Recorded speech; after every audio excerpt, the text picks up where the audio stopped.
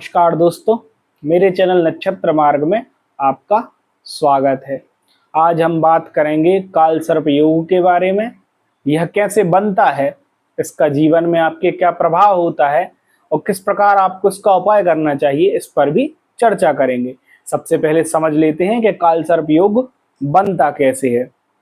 जब राहु और केतु, यहाँ पर आप देख रहे हैं राहु लग्न में है, केतु सप्तम भाव में है। जब राहु केतु इन दोनों के बीच में आपकी जन्म पत्रिका में कोई 5 ग्रह फंस जाएं, मान लीजिए राहु यहाँ पर, केतु यहाँ पर और 2, 3, 4, 5 और 6 नंबर खाने में कोई 5 ग्रह बैठ जाएं तो काल सर्प योग का निर्माण हो जाता है।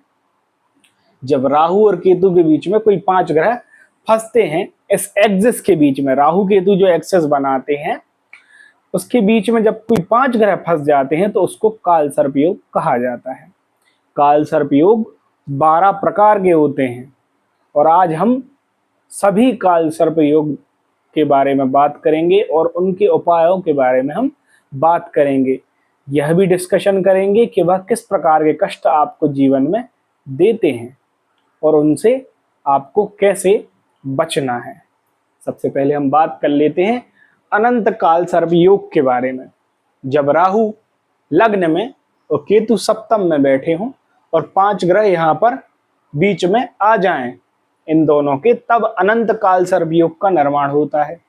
यहाँ पर अगर आप परेशानियां देखें तो आपको द्रव्य से संबंधित, अपने शरीर से संबंधित बीमारियां और अपने पार्टनर से संबंधित, ये 3 मुख्य तरीके की परेशानियां आपको अनंत काल सर्प योग में देखने को मिलती हैं। और यहाँ पर इसका उपाय जो है वह बहुत सरल है। अगर आपको इसका उपाय करना है तो मेरा जो एक सिंपलेस्ट ऑफ वे है उसको आप ट्राई कर सकते हैं।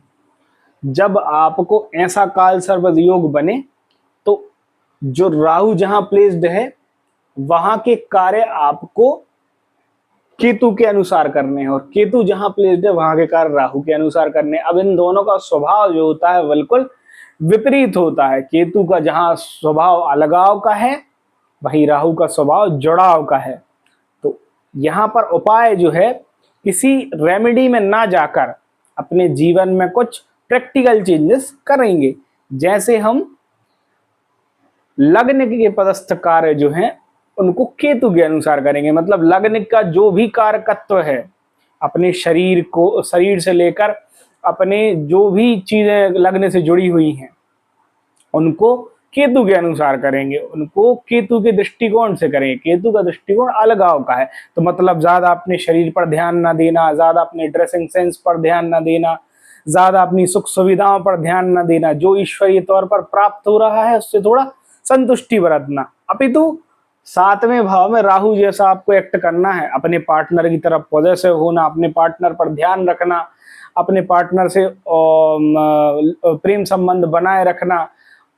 तो जहां राहु है वहां केतु जैसा कार्य करे, जहां केतु है वहां राहु जैसा कार्य करे, तो आधा काल सर्प दोष का जो खराब परिणाम है वह वहीं पर समाप्त हो जाएगा। हम बात करते हैं इसके बाद के आधे परिणाम को आपको कैसे समाप्त करना है।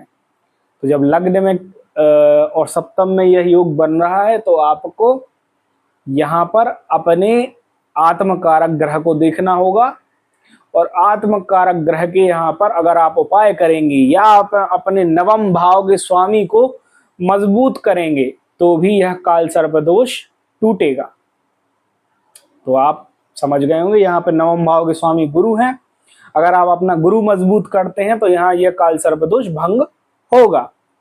हम बात करते हैं दूसरे प्रकार के काल सर्प दोष की, जिसको हम कहते हैं कुली काल सर्प दोष। जब राहु यहां दूसरे भाव में बैठ जाए और केतु यहां अष्टम भाव में बैठ जाए और इन दोनों के बीच 5 ग्रह कोई आपकी जन्म पत्रिका में फंस जाएं, मतलब तृतीय, चतुर्थ, पंचम, षष्टम और सप्तम भाव में कोई 5 ग्रह आ जाएं तो यहाँ पर कुली काल सर्प योग का निर्माण होता है। यहाँ पर आपको जो परेशानियां होगी वह कोर्ट कचहरी से संबंधित, आपके भवन निर्माण से संबंधित, जिस घर में आप रहते हैं उससे संबंधित, आपकी घर की सुख शांति से संबंधित, आपकी स्टडीज से संबंधित ये समस्याएं आपको देखने को मिलेंगी। तो यहाँ पर जो उपाय है वह सीधा सा है। 50% ऑफ काल सर्प दोष को समाप्त करने के लिए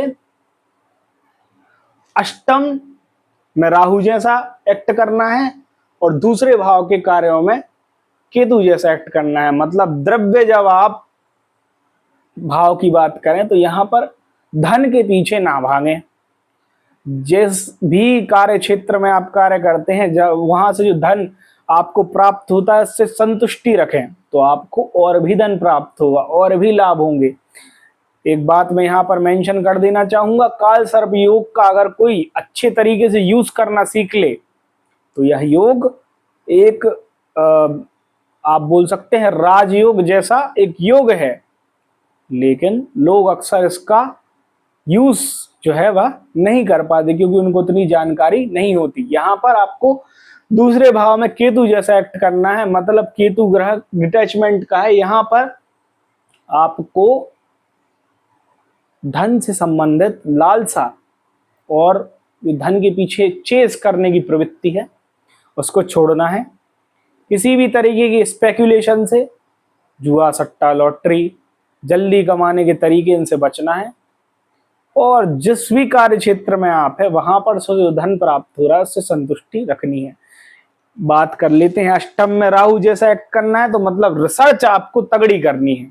जिस भी कार्य क्षेत्र में है आप वहां की रिसर्च आपको बहुत जोरदार करनी है, मेहनत आपको जोरदार करनी है और आपको घटनाओं से, जो जीवन में अचानक घटनाएं घटती हैं इस एक्सिस पे, उनसे हमेशा सावधान रहना है। थोड़ा बहुत यहाँ पर इस चीज से नुकसान होने का संबंध हो सकता है, लेकिन अगर आप कार्य क्षेत्र की बात करें तो अच्छी तगड़ी रिसर्च करें, अच्छी नॉलेज गेन करने का प्रयास करें तो यहाँ पर आपका ये जो एक्सेस है आपके लिए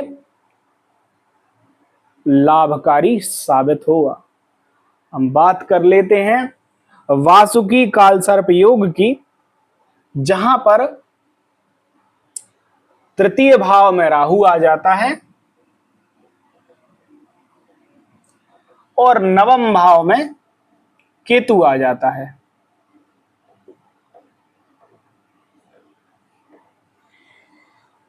और इन दोनों के बीच में, जब तृतीय भाव में राहु और नवम भाव में केतु आएगा और इन दोनों के बीच में चतुर्थ, पंचम, षष्टम, सप्तम, अष्टम, इन भावों में कोई 5 ग्रह आ जाएंगे तो यहां पर आपका वासुकी काल सर्प योग बन जाएगा।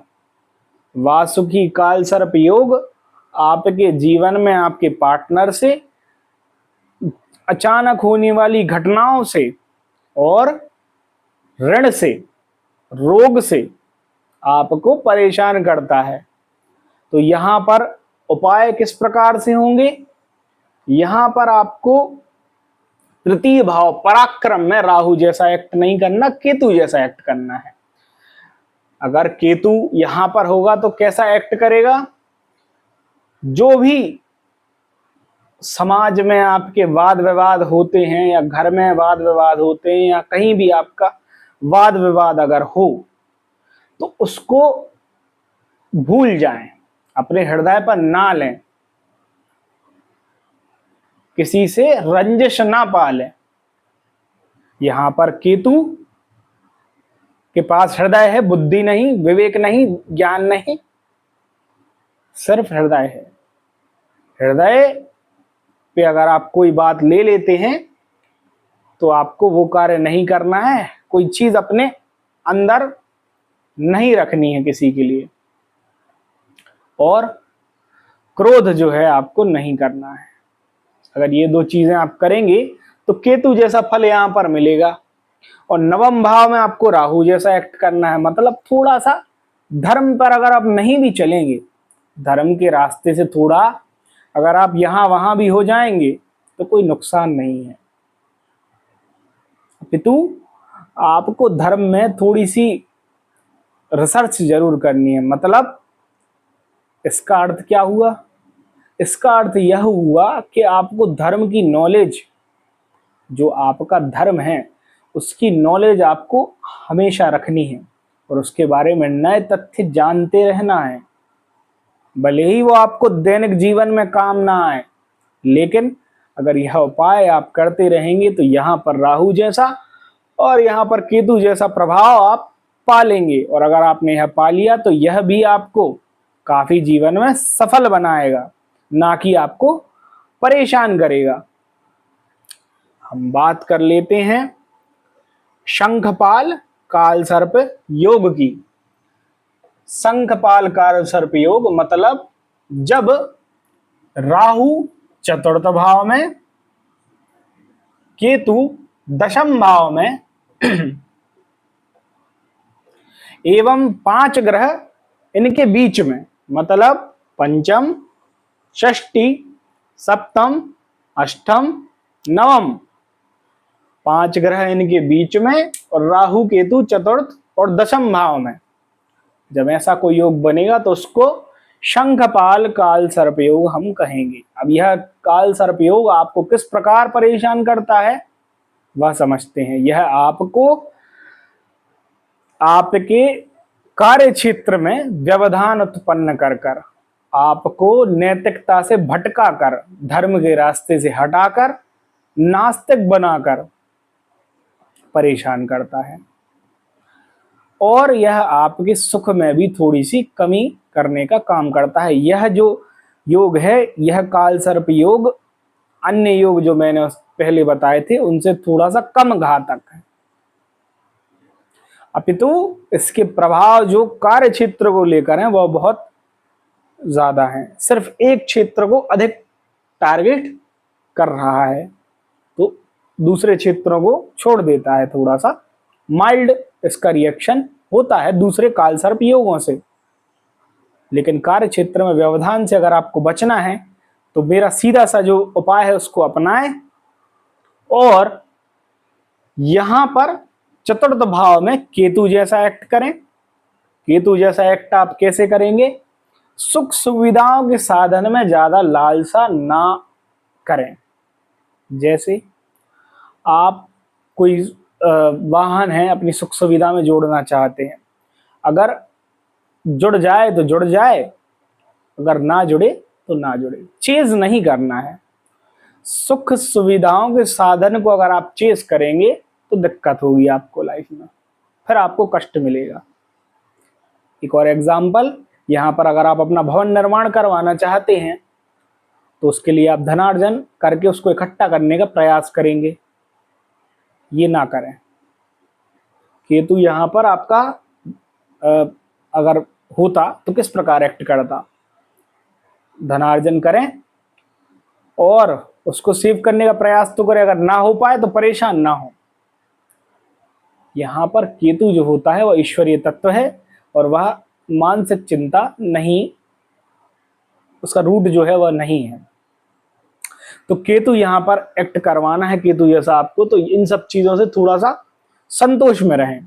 अब लेकिन राहु को यहाँ पर लाकर एक्ट करवाना है 10वें भाव में, तो आप कार्य क्षेत्र के प्रति ऑब्सेस्ड हो जाएं, अपने कार्य क्षेत्र पर बहुत मेहनत करें और अपने समाज में रिलेशंस जो हैं उनको अच्छा बढ़ाने का प्रयास करें। अगर आप यह करते हैं तो राहु यहाँ पर एक्ट और केतु यहाँ पर एक्ट करके इस एक्सेस में आपको बहुत सक्सेसफुल बनाएगा।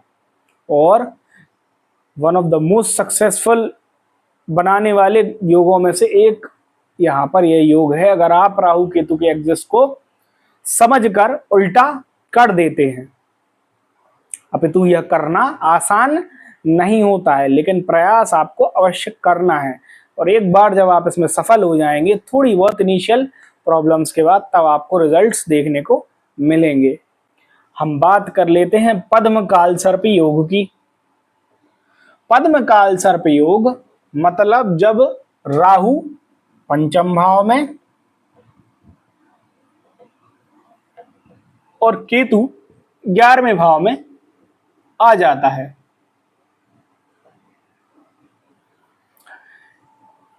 और कोई 5 ग्रह आपके कुंडली के 6वें, 7वें, 8वें, 9वें, 10वें भाव में बैठ जाएं, तब यह पद्म काल सर्प योग बनता है। अब पद्म काल सर्प योग आपको किस प्रकार परेशान करेगा?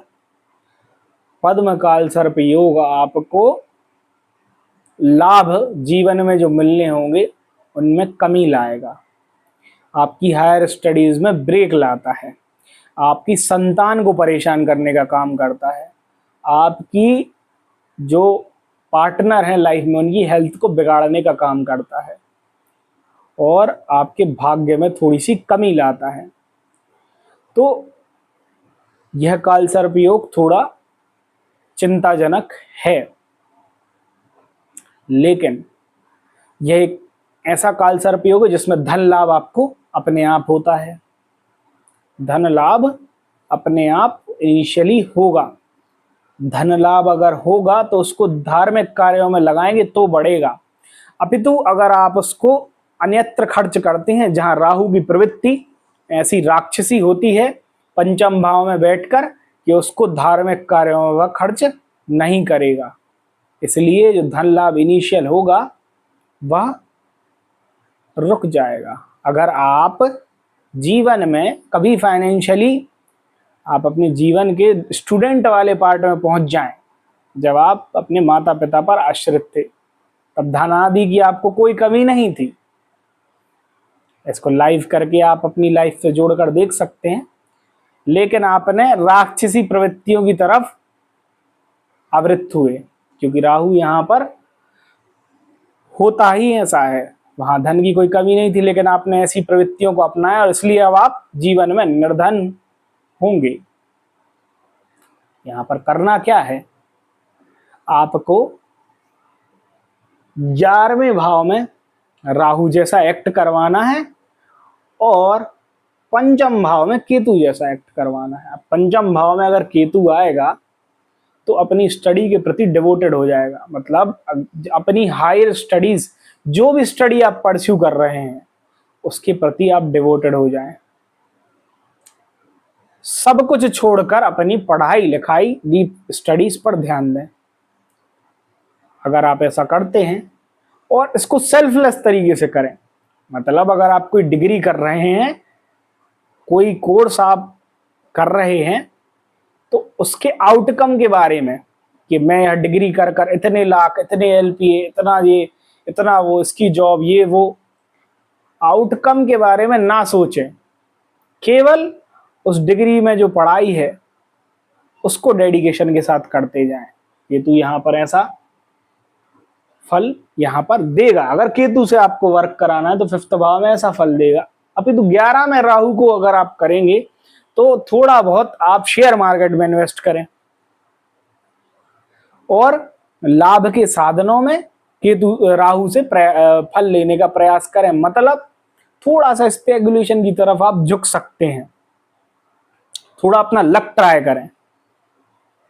जब पंचम भाव में केतु का कार्य चालू कर दें उसके बाद अपना लक ट्राई करेंगे, तो एक बार लक जब लग जाएगा सही स्पॉट पर तो फिर लक जो है वह साथ देने लगेगा। तो यहां पर आपको राहु जैसा कार्य लेना है और यहां पर आप केतु जैसा अगर कार्य लेते हैं तो यह जो योग है आपको काफी फलकारी सिद्ध होगा। हम बात कर लेते हैं महापद्म काल सर्प योग के बारे में। महापद्म काल सर्प योग मतलब जब राहु 6वें भाव में आ जाए और केतु 12वें भाव में आ जाए, तो इसको महापद्म काल सर्प योग कहेंगे। जब राहु 6वें में, केतु 12वें में और 5 ग्रह 7म, 8म, 9म, 10म और 11वें भाव में होंगे। यह काल सर्प योग ऐसा है जिसको मैं कहूंगा कि आप कोई उपाय ना करें। यह बहुत अच्छा काल सर्प योग है। इसका कोई भी उपाय करने की आपको आवश्यकता नहीं है, क्योंकि अगर सिर्फ अष्टम भाव को छोड़ दिया जाए तो कोई भी ग्रह सप्तम, नवम, दशम, एकादश इन भावों में बैठकर नीच का होकर या अपनी शत्रु राशि में होकर भी नुकसान ज्यादा नहीं दे पाता है, अपितु अगर अपनी फेवरेबल राशि में हो या उच्चस्थ हो तो फल अच्छे जल्दी देता है। और छठवें भाव में राहु का जो कारकत्व है और 12वें भाव में जो केतु का कारकत्व है, इसकी वजह से केतु अपने खुद के घर में आप मान सकते हैं, राहु अपने आप खुद के घर में मान सकते हैं। इस काल सर्प योग से आपको कोई समस्या जीवन में नहीं होगी, अपितु बहुत धन लाभ और बहुत सम्मान, हर रोग पर, हर परेशानी पर, जीवन की हर समस्या पर जो विजय प्राप्त करने की प्रवृत्ति और उस प्रवृत्ति में सफलता इस योग के कारण आपको मिलेगी। तो इस योग को भंग करने की कोई आवश्यकता या इसको कोई उपाय या केतु को यहां से एक्ट करवाना या राहु को, वह उपाय भी, किसी भी प्रकार का उपाय यहां पर महापद्म काल सर्प योग में आपको करने की आवश्यकता नहीं है। इसको जैसे का तैसा रहने दें। आप भगवान शंकर की पूजा कर सकते हैं, आराधना कर सकते हैं, जिससे आपको इसके ज्यादा और अच्छे प्रभाव देखने को मिलेंगे। हम बात करते हैं यहां पर तक्षक काल सर्प योग के बारे में। तक्षक काल सर्प योग मतलब जब राहु यहां आ जाए, केतु यहां आ जाए और 5 ग्रह इनके बीच में फंस जाएं। अब गणना कहां से करेंगे आप? केतु से गणना ना करें। 1 2 3 4 5 यहां पर आप ना गणना करेंगे राहु से। अब आपको 5 ग्रह कहां फंसने चाहिए? अष्टम, नवम, दशम, एकादश, द्वादश, इन भावों में अगर 5 ग्रह फंस जाएं तो यह तक्षक काल सर्प योग बनेगा। तक्षक काल सर्प योग जो है वह अच्छा नहीं माना जाता है। मुख्यतः कारण यह है कि अगर आप जीवन में एक साधु का जीवन जीना चाहते हैं या दाम्पत्य जीवन में बंधना नहीं चाहते हैं तो यह योग महाकारक योग है।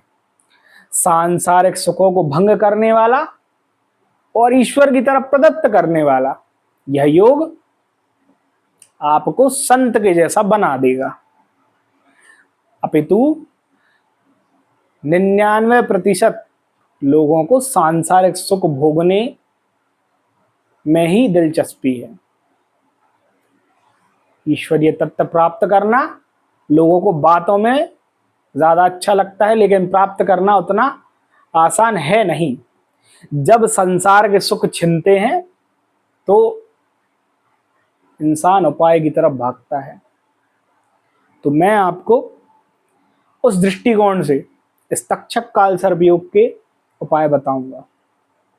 यहां पर अगर प्रॉब्लम्स की बात की जाए तो मैरिज लाइफ जो है आपकी सेटल नहीं होने देता। जीवन साथी से बहुत ज्यादा दृष्टिकोण के फासले, प्रेम संबंधों में परेशानी, उनका अबॉर्शन होना, बच्चा पैदा होने में परेशानी होना, प्रेम संबंध स्थापित करने में परेशानी होना, सेक्सुअल प्रॉब्लम्स होना, फाइनेंशियल प्रॉब्लम्स आफ्टर मैरिज, स्वप्न दोष, सेक्सुअल प्रॉब्लम्स, बच्चेदानी में परेशानी हो जाना, वेरियस टाइप्स ऑफ प्रॉब्लम्स यहां पर आपके दाम्पत्य जीवन में क्रिएट करने का काम करेगा।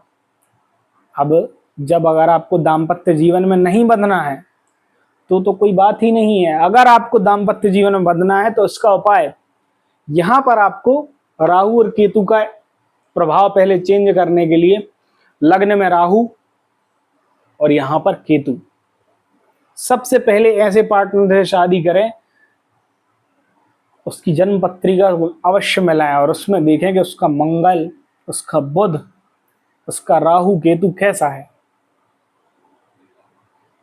अगर उसकी कंडीशन अच्छी है तो थोड़ा सा इस योग में कमी हो जाएगी। पहली चीज आपको ये देखनी है, अपने पार्टनर की जन्म पत्रिका बहुत पिवटल, बहुत वाइटल रोल यहाँ पर प्ले करेगी। इसके बाद अगर आपको यहाँ से केतु का फल लेना है और यहाँ से राहु का, तो अपने प्रति ऑब्सेसिव हो जाना, अपने ऊपर ध्यान देना, लोगों की हेल्प करने में ज्यादा इंटरेस्ट ना होना, थोड़ा मितभाषी भी आप हो जाएं, अपना जो अंदर के इमोशंस है उसको किसी के सामने डिस्क्लोज ना करें, थोड़ा सा सेल्फिश हो जाएं। ये सब गुण अगर आप अपना लेंगे और लोगों को छलना भी थोड़ा सा चालू कर दें, उससे आपको कोई नुकसान यहाँ पर, नैतिक तौर पर तो यह गलत है, लेकिन सांसारिक सुख आपको भोगने हैं तो उस हिसाब से सही है। तो यहाँ पर आप राहु के फल ले लेंगे। यहाँ पर केतु के फल लेने के लिए किसी ऐसे पार्टनर से शादी करना जो धार्मिक हो, जिसकी कुंडली में राहु केतु बुध एवं गुरु की कंडीशन अच्छी हो, ऐसे पार्टनर से शादी कर लें तो यहाँ पर ये पूरा एक्सिस पलट सकता है और आपका जीवन सुखमय व्यतीत होगा। तो इस एक्सिस के बारे में जानकारी मैंने आपको दे दी है। हम बात कर लेते हैं करकोटी या करकोटक काल सर्प योग के बारे में। जब राहु अष्टम भाव में और केतु द्वितीय भाव में आपके आ जाए तो इसको करकोटक काल सर्प योग कहा जाता है। 5 ग्रह नवम, दशम, एकादश, द्वादश लग्न में होने चाहिए। यहां पर करकोटक काल सर्प योग आपको किस प्रकार परेशान करता है उसको जानते हैं। यह काल सर्प योग आपके व्यय को बढ़ाएगा, लाभ को कम करेगा, आपके कार्य क्षेत्र में परेशानियां, आपको कोई ऐसी बीमारी दे सकता है जिससे आप लाइफ लॉन्ग जूझते रहेंगे और आपके अंग प्रत्यंग में इंपेयरमेंट, किसी भी प्रकार की समस्या गंभीर शरीर से रिलेटेड दे सकता है। तो इसको कैसे डील करना है आइए देखते हैं। यहाँ पर राहु अष्टम भाव में है, केतु द्वितीय भाव में है। आपको यहाँ पर राहु को द्वितीय भाव में एक्ट करवाना है, केतु को अष्टम भाव में एक्ट कराना है। कैसे कराएंगे? सबसे पहले द्वितीय राहु की बात कर लेते हैं। यहाँ पर आपको पैसे को चेस करना है, धन के साधनों को चेस करना है, अपने भाई बहनों से रिलेशन जो हैं वो अच्छे बनाने हैं, अपने घर परिवार से रिलेशंस जो हैं अच्छे बनाने हैं, रिश्तेदारों से। वह आपको धोखा दें और देंगे, लेकिन आपको उनसे रिलेशंस अच्छे बनाकर रखने हैं, जानते हुए कि वे आपको छल रहे हैं, उसके बावजूद भी आपको रिलेशंस वहां पर अच्छे बनाकर रखने हैं। यहाँ पर दूसरे राहु का प्रभाव ले लेंगे और अष्टम भाव में केतु के प्रभाव के लिए आपको किसी गूढ़ विद्या पर, भले ही वह आपको समझ में ना आती हो, किसी गूढ़ विद्या पर आपको रिसर्च करना चालू करना है, उसके बारे में जानकारी प्राप्त करना चालू करना है। थोड़ी तंत्र मंत्री किताबें पढ़ें, थोड़ी अकल्ट साइंसेस को जानने की, रिसर्च को थोड़ा सा जानने का प्रयास करें। भले ही आपका मन उन चीजों में ना लगे, पर जानने का प्रयास अवश्य करें। अगर यह आप करते हैं तो यहाँ पर आप केतु के प्रभाव ले लेंगे और जब आप प्रभावों को पलट देंगे तो यह योग भी आपके लिए जीवन में फलदायक साबित होगा। हम बात करते हैं शंखचूर्ण काल सर्प योग के बारे में। जैसे कि इसका नाम है शंखचूर्ण काल सर्प योग, तो इसका क्या अर्थ है?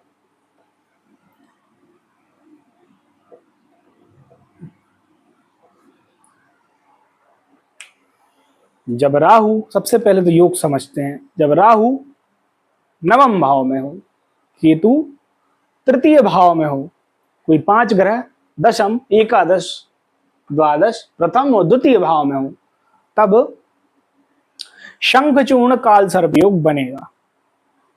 यह योग आपको नैतिकता के रास्ते से भटकाता है, अधार्मिक बनाता है, ईश्वर पर आप बिलीव नहीं करते, लेकिन भाग्यवान और सांसारिक सुखों में आप अवश्य आगे होंगे। अगर आपको अपनी आध्यात्मिक उन्नति करनी है तभी इस काल सर्प योग का आप उपाय करें। अगर आपको सांसारिक तौर पर उन्नति चाहिए और आध्यात्म में आपका कोई ज्यादा रुचि नहीं है तो इस काल सर्प योग का आपको उपाय करने की कोई आवश्यकता नहीं है। एक चीज और ध्यान रखें कि यह काल सर्प योग आपको वृद्धता की ओर जब आप जाएंगे तब परेशान करेगा। आपकी यंग एज में यह आपको अच्छा फल देगा, लेकिन जब आयु, धर्म, कर्म और ईश्वर का नाम जपने पर आएगी तब आपको विभिन्न प्रकार की परेशानियां और रोग यह दे सकता है। तो इसका उपाय आपको तभी करना है जब आपको सांसारिक तौर पर जो है उतना इंटरेस्ट नहीं रखते आप और आपको आध्यात्मिक अपना जो है डेवलपमेंट और उस ग्रोथ और उस रास्ते पर आपको आगे जाना है। अगर आपको ऐसा करना है तो यहाँ पर आप केतु के प्रभाव लेंगे और तृतीय भाव में आप राहु के प्रभाव लेंगे। आप पराक्रमी ऐसे हो जाएं कि आप संसार में किसी से ना डरें, वाद विवाद आप लेते रहें और अपने शत्रुओं से किसी भी अच्छी भाषा में बात ना करें। राहु के प्रभाव आप यहाँ पर ले लें। कुछ राक्षसी प्रवृत्तियां आप पराक्रम से रिलेटेड अपना लें, बदला लेने की प्रवृत्ति, और किसी से भी जब बैर ले ले तो उसको ना भूलने की प्रवृत्ति आप अपने जीवन में उतार लें। तो यहां पर आप राहु से रिलेटेड प्रभाव ले लेंगे। नवम भाव में केतु के प्रभाव आपको आध्यात्मिक ही मिलेंगे, इसलिए जो आपका लाइफ मेंटल बैलेंस होगा वह तो इस योग को बदलने से थोड़ा सा बिगड़ेगा। तो धर्म त्रिकोण में क्योंकि केतु आपको धार्मिक तो बनाएंगे, यह चीज इनएविटेबल है, इसलिए इस योग का प्रभाव आपके यंग एज में आपको देखने को नहीं मिलता उतना। आपको आपके ओल्डर एज में इस जो योग का प्रभाव देखने को मिलेगा। बात कर लेते हैं घातक काल सर्प योग के बारे में और इसको घातक क्यों कहा गया है उसके बारे में।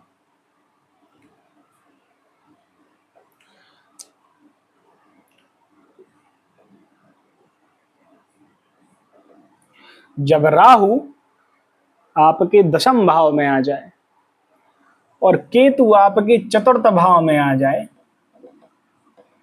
और कोई 5 ग्रह आपके एकादश, द्वादश, प्रथम, द्वितीय या तृतीय भाव में आ जाएं तो यह घातक काल सर्प योग का निर्माण करता है। इसका जैसे नाम से आशय साफ हो रहा है, घातक काल सर्प योग। यह किस प्रकार से घातक है,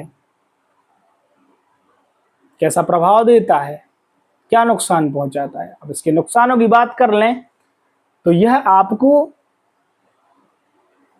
सांसारिक सुखों से निवृत्त कर देगा पूर्णतः।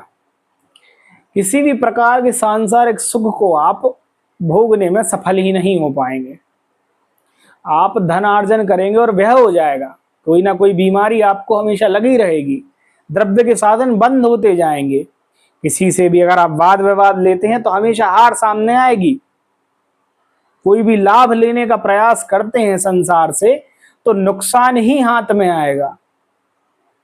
जब ऐसी परिस्थितियां जीवन में बन जाएं तो जीवन निरर्थक मालूम पड़ सकता है। इसलिए इस योग को घातक काल सर्प योग कहा जाता है। जो 5 ग्रह बीच में फंसेंगे उनके कारकत्व को बिल्कुल झंझोर कर रख देने का काम यह काल सर्प योग करता है, क्योंकि राहु के पास दशम भाव का अर्धकारकत्व है। यहां पर पूर्ण कारकत्व शनि के पास है, लेकिन राहु को शनि की छाया जैसा और शनि के प्रभाव देने जैसा छाया ग्रह माना गया है। तो अर्धकारकत्व आप राहु का यहां मान सकते हैं, और अर्धकारकत्व होने के कारण यहां पर राहु आपको बहुत परेशान करेगा, आपके कार्य क्षेत्र में बहुत व्यवधान उत्पन्न करेगा, बार बार आपके कार्य क्षेत्र को बदलवाएगा। जिस भी कार्य क्षेत्र में आप जाएंगे वहां धनार्जन के जो स्रोत आप इकट्ठे करेंगे वह धीरे धीरे बंद हो जाएंगे। आपके साथ आपके कार्य क्षेत्र में धोखा भी बहुत होगा। अपितु ऐसा भी हो सकता है कि आप किसी कार्य क्षेत्र में धन आदि के लिए कार्य करें और वहां वह धन वहां से आपको प्राप्त ही ना हो।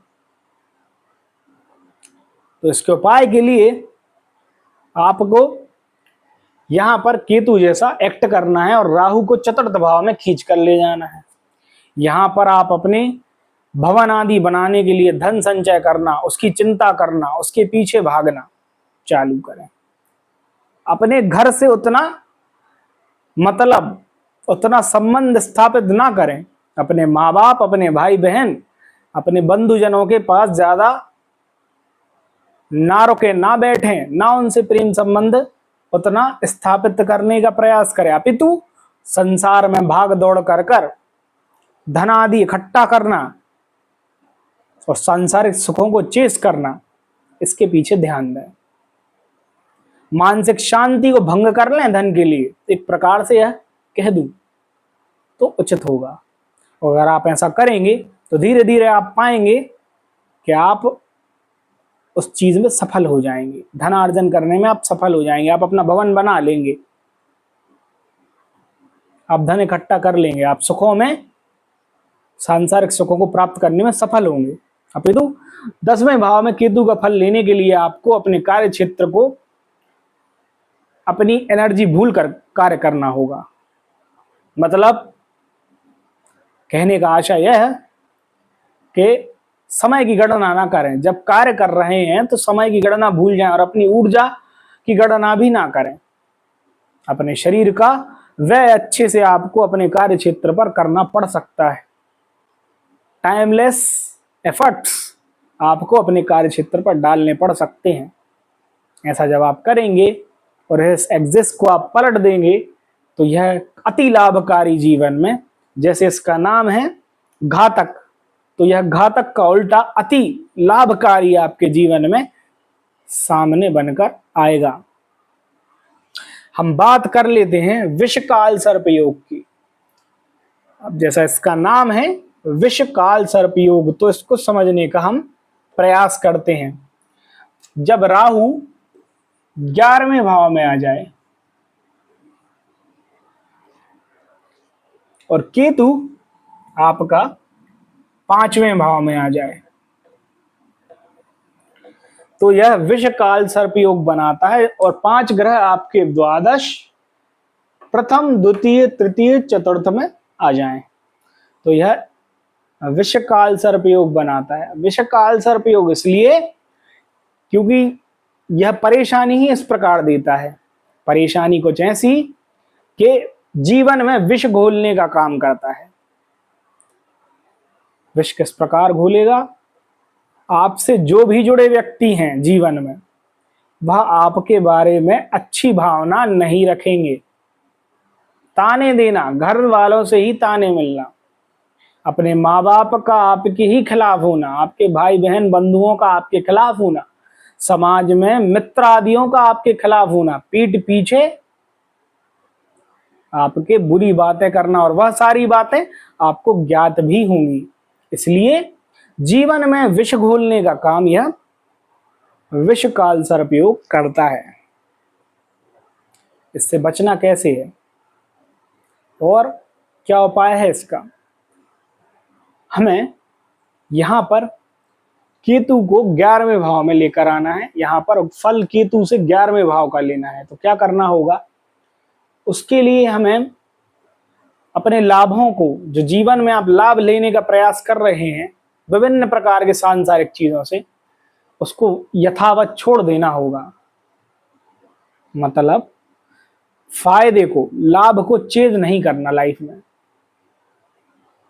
और थोड़ा सा आस्तिक बन जाए, धार्मिक बन जाए, ईश्वर की भक्ति करें, धार्मिक कार्यों में लगें, और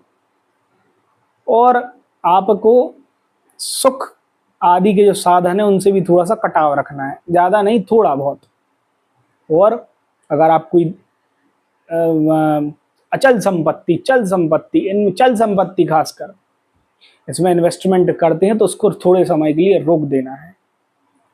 तो यहां पर आप केतु के प्रभाव ले लेंगे, और जब घुमा कर राहु के प्रभाव आपको पंचम भाव से चाहिए, तो थोड़ा सा आपको जीवन में डेडिकेटेड बनना होगा। डेडिकेटेड किस प्रकार से? डेडिकेटेड बनना होगा आपको अपने ऑब्सेशन के प्रति। एक कला जो आपके अंदर छुपी है उसको उभारने के लिए ऑब्सेशन को पकड़ना होगा। मतलब हर व्यक्ति के पास कोई एक ना एक कला, हर व्यक्ति के पास कोई एक ना एक टैलेंट होता है, उसको तराशने का काम व्यक्ति को करना चाहिए, यह तो सभी को पता है। लेकिन उसके प्रति पागलों की तरह पीछे पड़ जाना, यहां पर राहु वो मांगता है और आपको वो करना होगा, तभी यह विषकाल सर्पयोग समाप्त होगा। आपको डूबकर, समय आदि को भूलकर अपने उस स्पेशल टैलेंट को, अपनी प्रतिभा को तराशने का कार्य करना होगा, तभी आप सांसारिक सुखों को भोग पाएंगे। बात कर लेते हैं शेषनाग काल सर्प योग के बारे में। जैसे कि इसका नाम शेषनाग काल सर्प योग है, तो इसको समझने का हम प्रयास करते हैं। जब राहु आपके 12वें भाव में आ जाए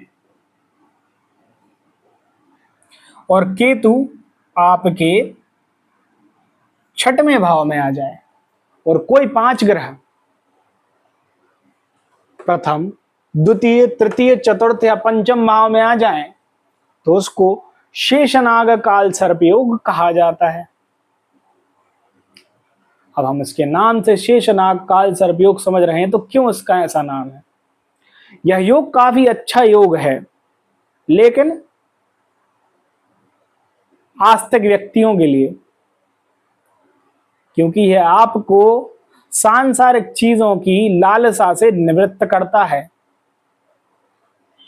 कोई भी सांसारिक चीज की आपको लालसा नहीं रह जाएगी, और अगर है लालसा तो इस प्रकार के आपको नुकसान, इस प्रकार की आपको परेशानियां जीवन में सामने आएंगी कि वह सांसारिक चीज जिसमें आपकी लालसा या लिप्तता है वह समाप्त हो जाएगी।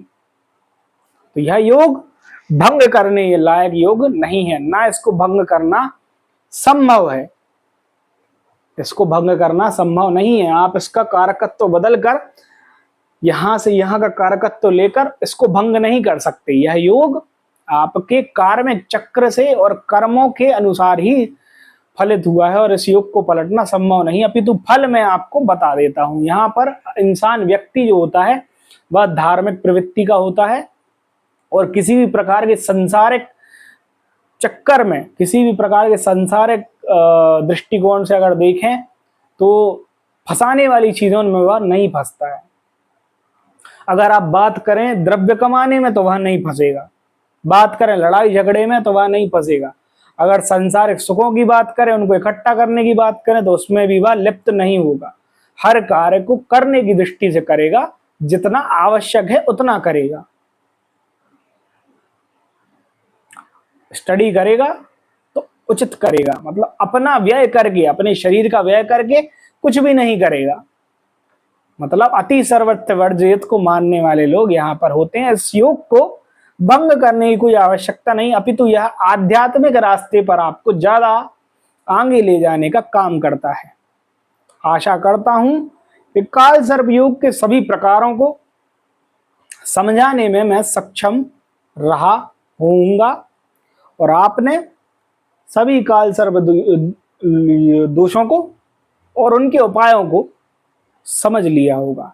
एक लास्ट चीज, यहां पर जिसको भी काल सर्प दोष होता है उसको स्वप्न बहुत आते हैं, विभिन्न प्रकार के स्वप्न में परेशानी उनको देखने को मिलती है। इसका एक सीधा उपाय, सोमवार के दिन महादेव को, कैलाशपति को एक लोटा आप ले सकते हैं, उसमें तांबे का लोटा हो सकता है, अगर तांबे का लोटा नहीं है तो नॉर्मल जो भी आपके घर में हो, उस पात्र में दूध, थोड़ा सा जल, जल अगर गंगा जल हो तो ज़्यादा उचित, बेलपत्री, शमी अगर मिल जाए तो ज़्यादा उचित, थोड़ा सा चंदन और अक्षत, इन सब चीज़ों को एक साथ मिलाकर सोमवार के दिन प्रदोष काल के बाद अगर आप महादेव की शिवलिंग पर अर्पित करते हैं, अगर पीपल के वृक्ष के नीचे शिवलिंग स्थापित है तो और भी